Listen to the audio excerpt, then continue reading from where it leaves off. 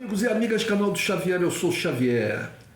Gente, guerra na Ucrânia. Tudo que foi dito nesse canal, sobre a guerra, neste canal, melhor dizendo, sobre a guerra na Ucrânia, está acontecendo. Apesar da mídia internacional e brasileira procurar mostrar uma imagem das coisas, um lado da realidade que não existia, né? Que não existe, não existia. Apesar disso tudo, as coisas estão acontecendo como nós vemos afirmando. Fizemos vídeos vários aqui sobre a questão da guerra na Ucrânia, onde reafirmávamos a vitória da Rússia. E hoje, eu aqui lendo os jornais estrangeiros, vou me ater aqui a um jornal. Como sempre aqui eu falo muito de Portugal, porque vocês sabem, sou descendente português, tenho cidadania portuguesa.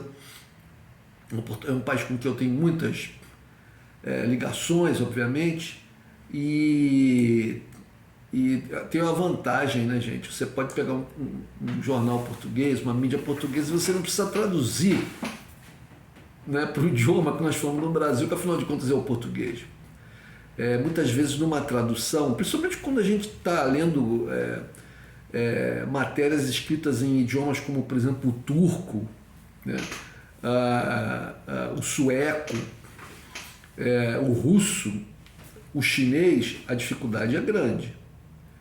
A dificuldade é grande. No inglês é mais fácil, no francês, no italiano e tal, mas de qualquer maneira você tem que traduzir. E, como diz o ditado, todo tradutor é um traidor. Você sempre corre o risco de falhar numa tradução, às vezes até um pouco apressada, né? Porque a gente aqui tem que correr para fazer as coisas.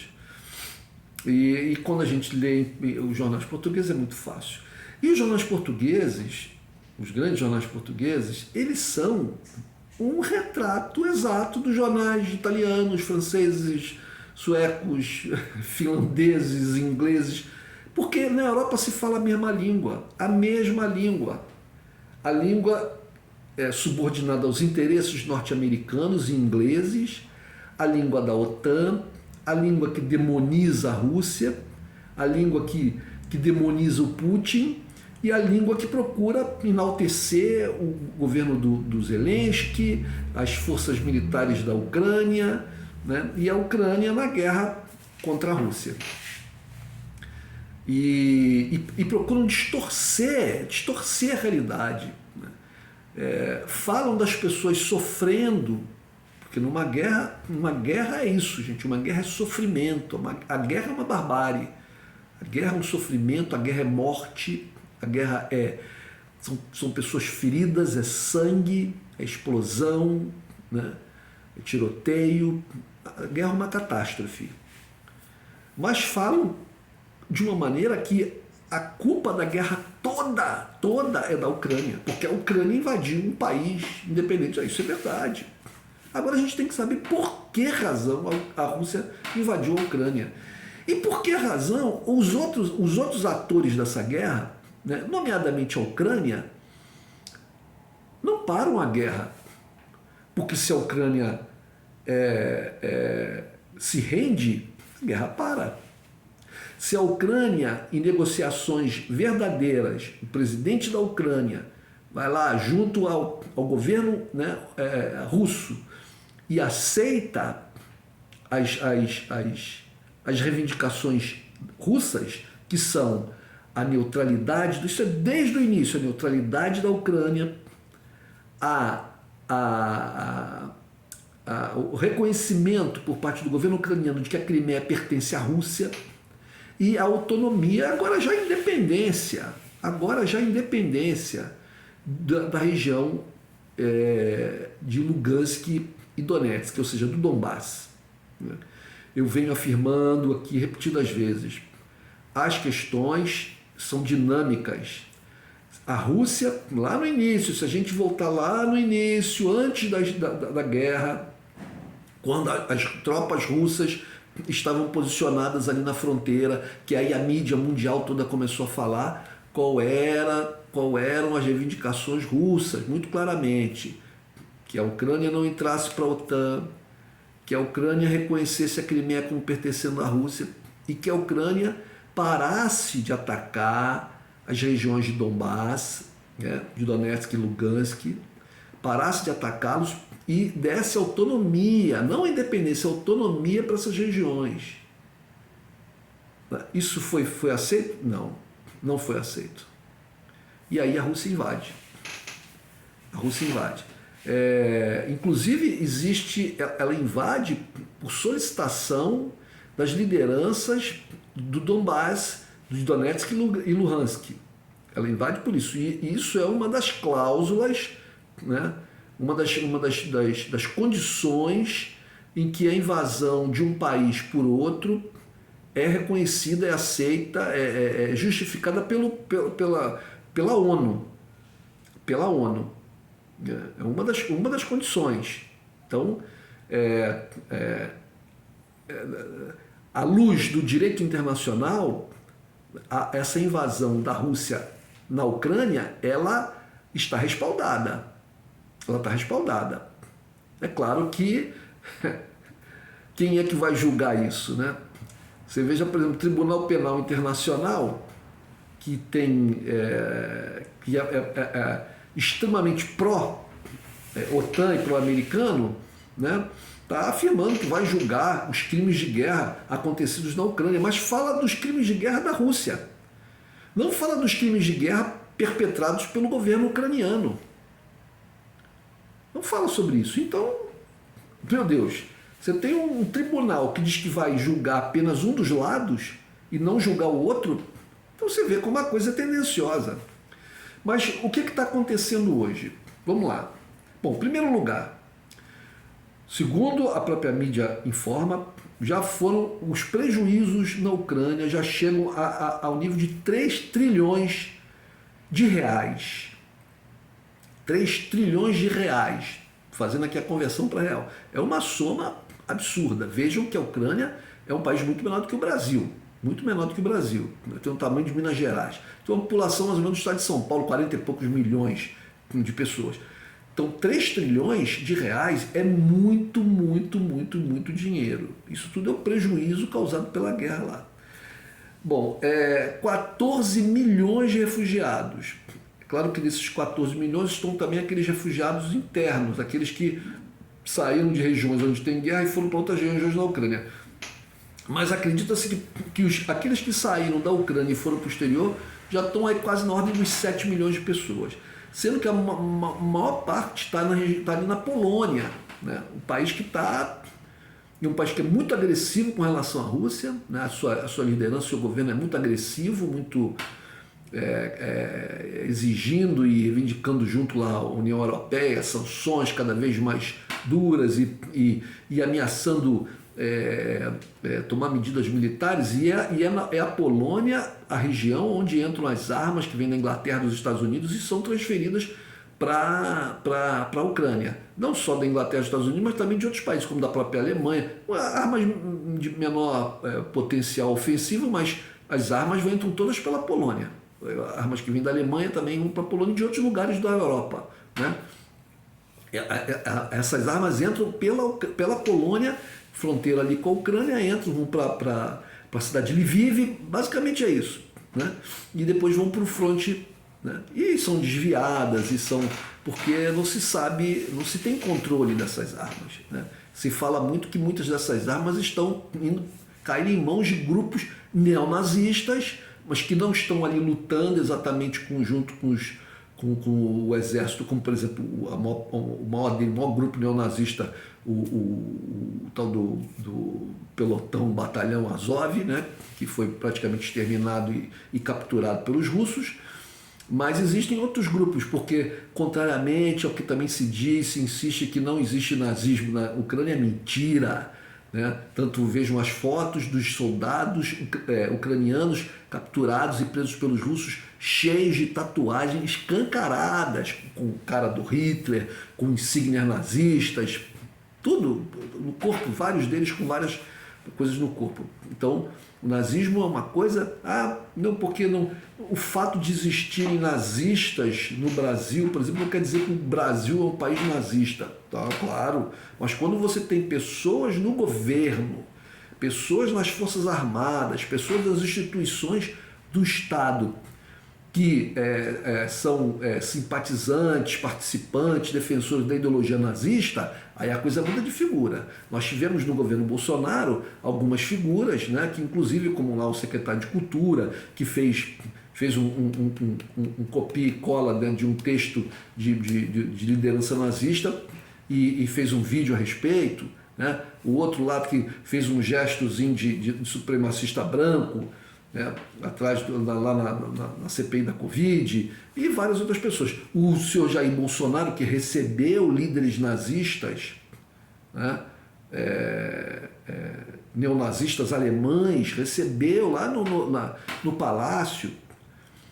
E então o Brasil tem, mas já na Ucrânia, o Brasil tem uma tendênciazinha, o governo brasileiro tem uma tendênciazinha, como diz aqui o brasileiro, tem um pezinho lá do neonazismo europeu. Mas na Ucrânia é muito mais do que isso, muito mais do que isso. Né? Porque o Zelensky é judeu, o presidente é judeu, não, como é que pode? Isso não tem nada a ver uma coisa com a outra. Inclusive, houve judeus, né, na Alemanha, né, que aderiram ao nazismo, que colaboraram com os nazistas, um grupo pequeno, mas houve. Né? A história fala disso, houve. Bom, mas aí, continuando, as notícias que estão aí em voga, né, até hoje, né, mais recente, dessa semana e hoje. Bom, o líder alemão, o Olaf Scholz, e o Macron, da França, ligaram para o Putin. É tipo aquela coisa do filme de faroeste, né? Então os dois, tá lá os dois pistoleiros, cada um de frente para o outro, numa rua deserta, empoeirada, e com a mão próxima da cintura, aqui perto da arma. Quem é que pisca primeiro? Quem pisca primeiro é que leva o tiro. Bom, quem piscou primeiro foram os europeus, né? Piscaram, porque a situação está muito difícil para a Europa. Está tendo uma conferência, a Conferência da União Europeia, e o que acontece? Eles estão extremamente divididos, né? Extremamente divididos, porque os países dentro da União Europeia, né, como a Hungria, por exemplo, relutam, né, em aceitar o aumento das sanções para banir o gás e petróleo russo definitivamente da Europa. Só que isso é impossível de ser feito por alguns países, né? Não só a Hungria, a Tchecoslováquia e tal, mas países como a Alemanha, porque petróleo, gente, é isso que as pessoas têm que entender. Fornecimento de petróleo para um país, por exemplo, para um país qualquer, né, é uma quantidade muito grande, e não é só fornecer. Para você fornecer, você tem que ter meios para esse fornecimento. Meios. Como é que você leva galões e galões, milhões e milhões de galões de petróleo ou gás, né? Metros e metros cúbicos de gás, milhares, milhões de metros cúbicos de gás, para poder alimentar toda a produção de energia de um país, né? Como é que você faz isso? Bom, você vai trazer isso de navio, bom, aí chega no porto, e aí? Chegou no porto, mas aí no porto, como é que chega lá na indústria? Como é que chega na casa da pessoa lá para aquecer, né? Como é que chega no hospital? Como é que chega na escola? Como é que chega no escritório? Tem toda uma engenharia aí para ser feita. Então, muitas vezes, o país tem toda uma rede de distribuição de gás, mas essa rede não chega lá no porto, porque esse país não importava gás por mar, né? Já está estabelecido um gasoduto que foi construído há anos atrás, ou décadas, sei lá, que traz esse gás e que se liga a essa rede de distribuição interna de um país. Então, você de repente vai ter que construir lá do porto, se você quiser substituir aquele fornecimento que vem lá do gasoduto, você vai ter que criar uma espécie de um gasoduto um pouco menor, mas do porto, e que se ligue até a distribuição interna. Tudo isso é complicado, tudo isso custa dinheiro, tudo isso é... E outra coisa, o gás que vem do mar, como vem em navios, tem toda uma questão de frete. Existe aí, desde a pandemia, né, houve uma quebra nas cadeias produtivas, houve produções que foram interrompidas e houve demandas muito maiores por certos produtos e tal. Então, por exemplo, uma coisa que aumentou muito de preço foram os containers, né? O frete, o seguro sobre navios aumentou muito no mundo também, né? Os navios que transportam produtos pelo mundo afora, pelos mares do mundo, eles têm que ter um seguro, porque ali nesses navios estão milhões e milhões de mercadorias, etc. Então eles têm que ser segurados. Um navio desse afunda é um prejuízo, né? Acontece um acidente e tal, é um prejuízo incalculável, então tem que ser segurado. Então, e os seguros no mundo aumentaram enormemente, né? O custo de você transportar gás ou qualquer produto por navio é muito superior a você transportar por um gasoduto. Nós temos aqui no Brasil um gasoduto, o gasoduto Brasil-Bolívia, que traz gás da Bolívia aqui para o Brasil, né? Imagina se não houvesse esse gasoduto. O gás teria que ser transportado em caminhões, tanques, e encarecer absurdamente o preço desse gás, né? Então, países como, por exemplo, a Alemanha, que compram gás russo muito mais barato, não só a Alemanha, os países da Europa inteira. E agora tem essa pressão violenta que parte principalmente dos Estados Unidos e da Inglaterra, que são ali uma associação, né? E de outros setores da Europa, né? E de outros setores até do mundo, que estão interessados em substituir a Rússia na venda desse gás. Ora, se fala aí que a Rússia, por dia, recebe não sei quantos milhões de euros em pagamento do gás. Ora, os outros fornecedores de gás no mundo estão de olho nisso. Os Estados Unidos querem fornecer o seu gás por meio de navio. Eles não têm gasoduto atravessando o mar, eles têm que trazer isso por navio. Mas é muito mais caro. Isso mudaria completamente o padrão de vida das pessoas na Europa, porque a eletricidade ia ficar muito cara. Os produtos produzidos por esses países iam ficar caros e iam perder competitividade no mundo. Por exemplo, a Alemanha, que é um país industrial, que produz, né, é muito industrializado e produz muitos produtos e que precisam disputar o mercado com outros países, como a China, por exemplo, e outros no mundo.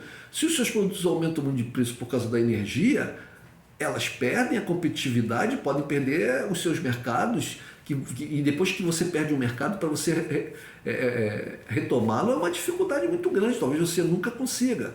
Então esses países da Europa todos podem mergulhar num empobrecimento verdadeiro se o gás, né, se sua fonte de energia, uma das suas fontes principais, no caso o gás ou até o mesmo petróleo, aumente muito o que eles recebem, o que eles compram, aumente muito de preço. Mas é essa proposta que está sendo colocada goela abaixo da Europa. Então eles estão lá numa conferência, só que existe uma resistência muito grande de países como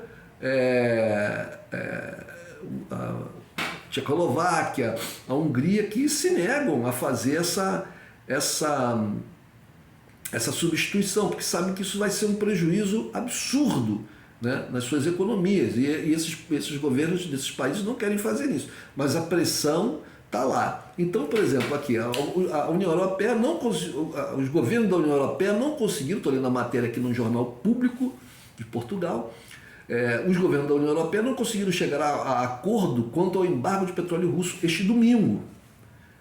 Pelo que as negociações continuarão na segunda-feira de manhã, vão continuar amanhã. A União da Europa está a começar a desmoronar-se, descreveu o ministro alemão da Economia Robert Habeck numa conferência de imprensa. Olha, o ministro alemão, o ministro da Economia alemão, né, dizendo que a União da Europa está começando a desmoronar-se.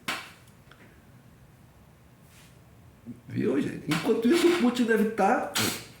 Desculpa, coçando o nariz aqui, gente, com uma rinite, esse tempo mudou o tono e tal, ficou terrível. Quem tem rinite sabe do que eu estou falando. Mas essa é a situação da Europa. Eles estão lá numa... Isso tudo, gente, a culpa é dos próprios europeus. Eles estão se afundando, E agora estão, como a gente dizia no popular aqui no Rio de Janeiro, estão pedindo pinico. Isso era minha avó falando, estão pedindo pinico. Pedir pinico é quando você, né, percebe que não tem jeito, tem que ir lá pedir desculpa, pedir pelo amor de Deus para o seu opositor, né? Então, toda essa construção, crimes de guerra, os massacres em Bucha, não sei o quê. Olha, eu não duvido nada que tenham acontecido na guerra situações típicas de crime de guerra. É claro, gente, uma guerra, você não tem controle sobre o que os soldados estão fazendo lá no campo de batalha. O general não tem controle absoluto sobre o que o soldado está fazendo lá. São milhares de soldados e as coisas se perdem. Se você não tem controle, uma escola, dos alunos de uma escola, a gente vê toda hora na mídia aí problemas, confusões. Houve recentemente aqui, esses dias, uma pancadaria numa escola por causa de uma questão de assédio sexual de uma menina por um outro aluno. E a polícia teve que intervir, a polícia chegou também, sabe, a polícia brasileira, né? A polícia brasileira é muita técnica, sabe? Sempre muita técnica da porrada, né? Então a polícia já chegou arrebentando e foi uma confusão danada. Se numa situação dessa você tem uma dificuldade imensa de controle, imagine numa guerra, né? Imagine numa guerra. Então eu acredito piamente que houve problemas, sim, mas eu acredito nos dois lados. E acredito até que por parte da Ucrânia devem ter sido até piores, por causa dessa infiltração de nazistas nas Forças Armadas ucranianas. Então, bom, o fato do Olaf Scholz e o Macron terem ligado para o Putin é mais uma demonstração de que eles estão pedindo pinico, entendeu?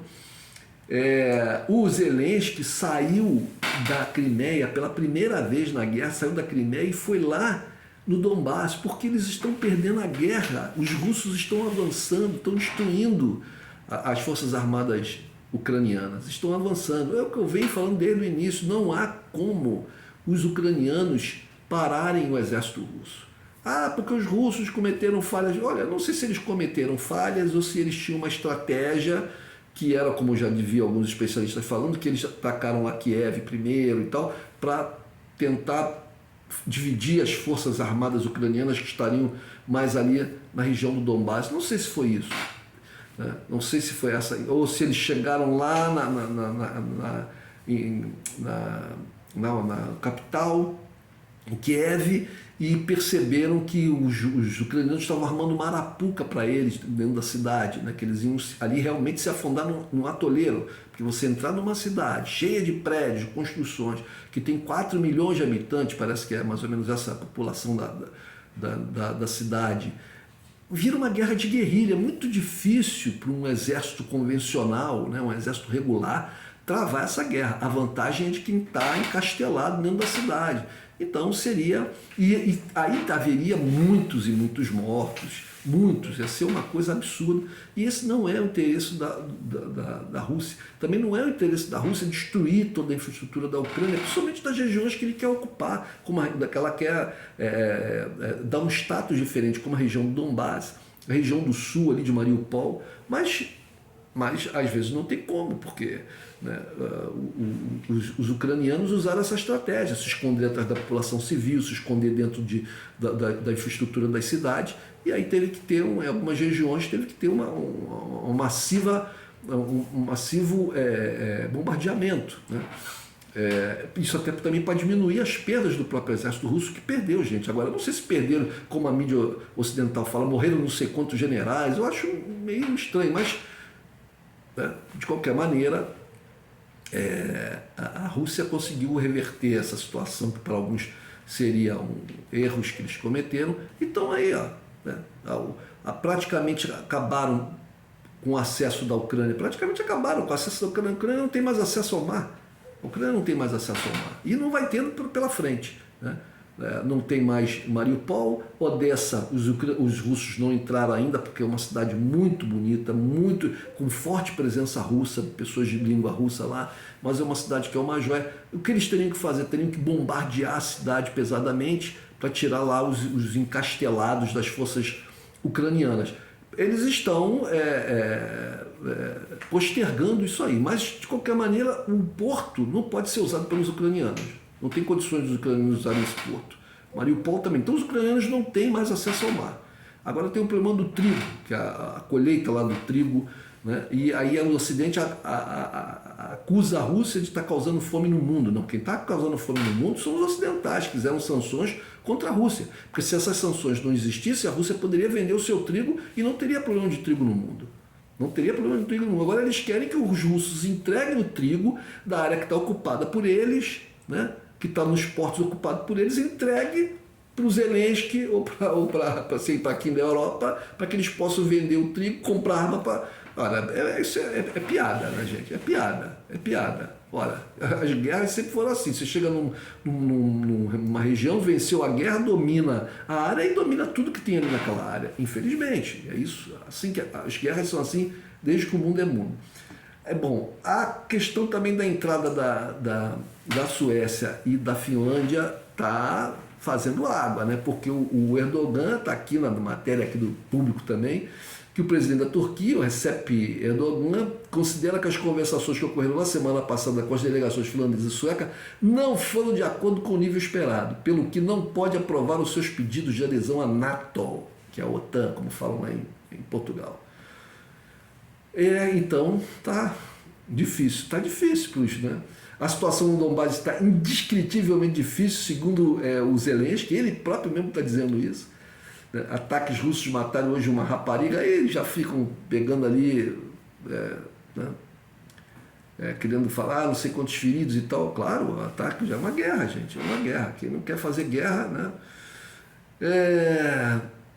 Bom, gente, então a questão é essa. Primeira vez que o Zelensky sai de Kiev e vai lá, isso é um sinal de que a coisa está muito ruim. É isso, gente. É isso. Toda aquela mentirinha que contaram para vocês agora está indo, né, tá se mostrando. A Rússia está ganhando, a Europa está perdendo, os Estados Unidos também estão perdendo, mas vamos ver como é que vai ser daqui para frente. Eu espero que essa guerra acabe logo, mas espero também que a Europa aprenda